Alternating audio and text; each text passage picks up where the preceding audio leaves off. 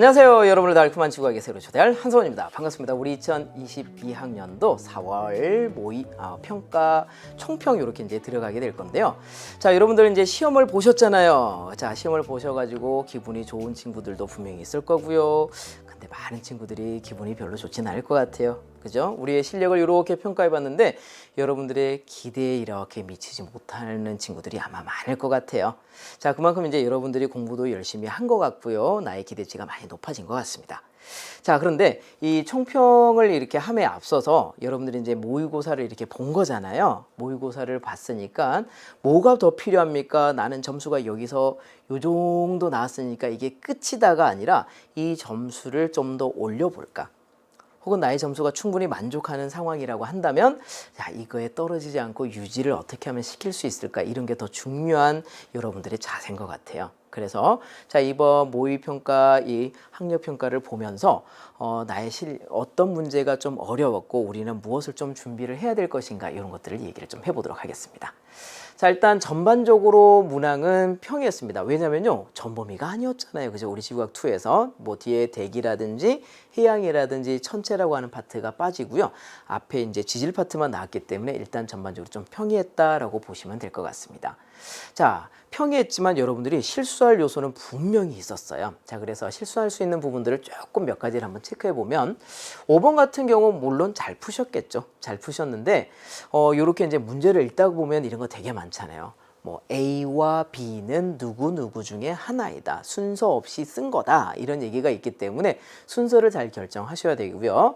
그래서 여러분들이 이런 자료를 보셨을 때 고령토라든지 석회석이라든지 이런 것들이 비금속 광물 자원이라는 걸 알고 있고, 자, 그리고 이 수치 같은 것들이 이렇게 되는 걸로 봐서 B에 속하진 않고 더 많으니까 A에 속하는 거고, 그리하여 A는 비금속 광물 자원이다. 뭐 이런 형태로 만들어내야 되는 거죠. 자, 그렇기 때문에 이런 것들에서 뭐 약간은 실수할 수 있는 A가 누구지? 이거 어떻게 알아내지? 이런 이제 생각을 해볼 수 있었다라는 것입니다. 자, 이게 5번 문항이었고요.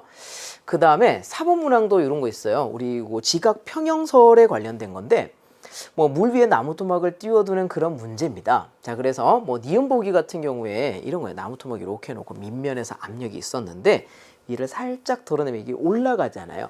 그래서 밑에 압력이 같니? 이렇게 이제 물어보는 거고요. 다르다라고 이제 답을 해주셔야 되는 겁니다. 자, 그래서 이제 니은 같은 요런 보기에서도 나무 밑에입니까? 다 똑같지 이렇게 생각할 수 있는데 그냥 이렇게 물이 있잖아요.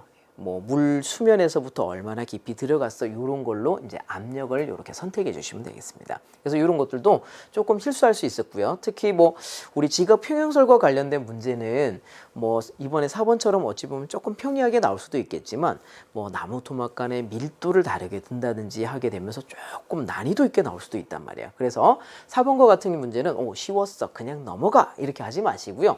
혹시 다르게 변형을 한다면 아니면 여러분들 한번 해보세요. 밀도를 조금 다르게 한다든지 이렇게 했을 때 무엇이 어떻게 바뀔 것이냐라고 하는 것들을 여러분들이 숫자를 다시 한 번 더 이렇게 적어주시면 좋을 것 같아요. 그러면서 문제를 조금 여러분들만의 방식으로 변형을 시켜서 한번 풀어보시는 걸 추천해 드립니다. 자, 그 다음에 이제 18번 요쪽은 약간 실수가 좀 많았던 문제인 것 같고요.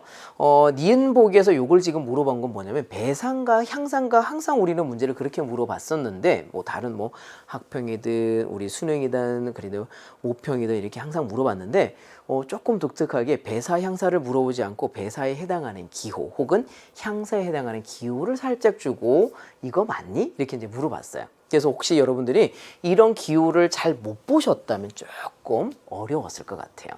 자, 그리고 D급 같은 경우도 이제 단층을 주면서 자, 이 단층선이 이쪽으로 기울어졌어 라고 주지 않았고요. 문제에서 상반이에요 라고 이렇게 줬어요.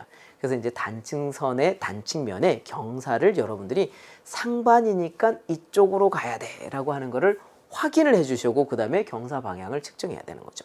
그래서 이제 거기에서 이제 약간 여러분들이 실수를 많이 했었던 것 같아요. 그래서 요 문제들 중에서 우리 20문제 중에서 18번 같은 경우는요. 다시 한 번 더 잘 보시고 상반 하반 판단하는 것, 그 다음에 단층의 경사 방향 판단하는 것, 그 다음에 지층에 등장하는 이런 기호 같은 거 다시 한번 확인해 주시면 좋겠습니다. 자, 요 정도 이렇게 문제들 한번 체크해 주시고요. 자, 우리 다음 이제 6평이잖아요. 6평까지 이제 공부를 해야 되는데 자, 차근차근 해주는 거.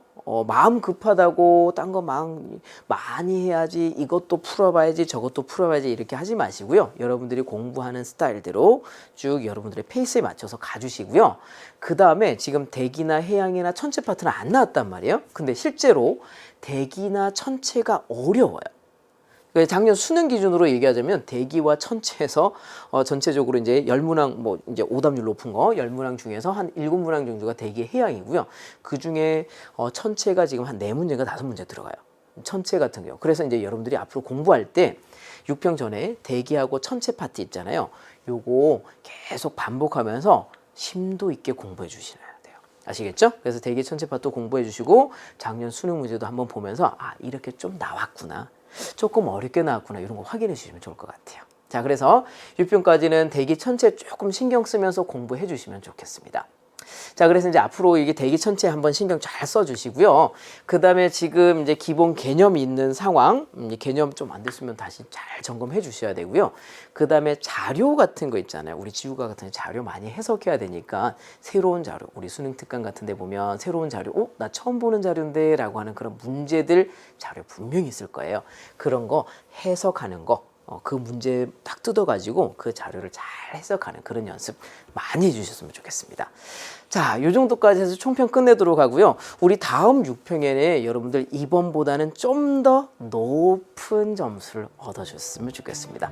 다음 6평 때는 좀 더 즐거운 마음으로 만나 뵀으면 좋겠습니다. 다음 6평 때 만나요. 안녕.